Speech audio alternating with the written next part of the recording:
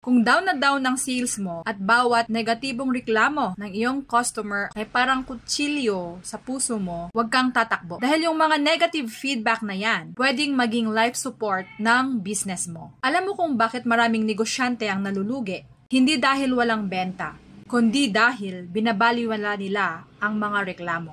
Pag may nagsabing, ang tagal naman ng order, ayusin mo ang sistema. Masyado namang mahal, i-check mo ang costing at value. Hindi masarap, tikman mo ulit at i-improve mo ang recipe. Negative feedback is equals your libreng consultant. Hindi mo na kailangang magbayad ng mahal sa mga marketing expert dahil mismong customer mo, binibigay sa'yo ang blueprint para magtagal ka sa market. Next time na may magreklamo, huwag masaktan. Tanungin mo ang sarili mo, anong pwede kong gawin para maayos ito? Kapag sineryoso mo, yung mga dating reklamo, yun yung maging dahilan kung bakit ka tatagal sa iyong negosyo. Kaya tandaan, negative feedback, hindi yan katapusan. Yan ang simula ng mas matatag mong negosyo.